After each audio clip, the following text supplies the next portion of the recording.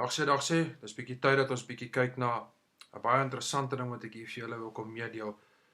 Hierdie is ons webblad, my en Aiden Maar se webblad. Ek David Nel en Aiden Maar met die naam van ons groep se naam is DKBK, oftewel die kranksinnige Bokkapaters. Nou hierdie opskrifie wil ek net vinnig met julle deel. Daardie opskrifie was my droom van jong laaitie af. Welkom in die kraal van DKBK. Nou ek het nooit gedink ek sal die voorreg hê vir ons 'n webblad te maak nie. Ek wil net so vinnig vir julle hierso wys wat julle nou kan gaan kyk, die liedere wat ons opgeneem het. Nee, daai is nou nie Kapater Songs, daar's hy. Nou hier het ons 7 liedere opgesit. En julle kan dit gerus kom aanskaf as julle wil, of julle kan net daarna luister vir die lekkerte. Jy kan verniet luister, daar's nie fout nie.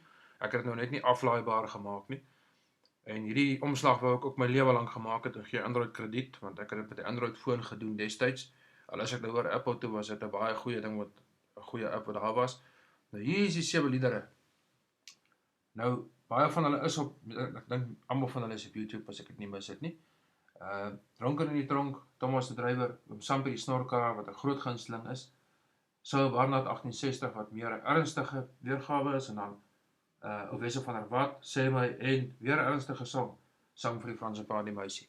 Wat ou kan nie net snaakse goed opsit en dan raak die ding oppervlakkig. So dis maar net so vinnig om vir julle te kom wys. Ek het ongelukkig nie baie tyd nie want die app wat ek gebruik laat my nie toe om te lank te draai nie, so ek het hom maar so kort en kragtig saamgevat. Maar gaan geniet hom, gaan skaf hom gerus aan as jy wil. Gaan luister daarna of iets van die aard. Deel hom met julle vriende, hy is nou beskikbaar, so geniet hom.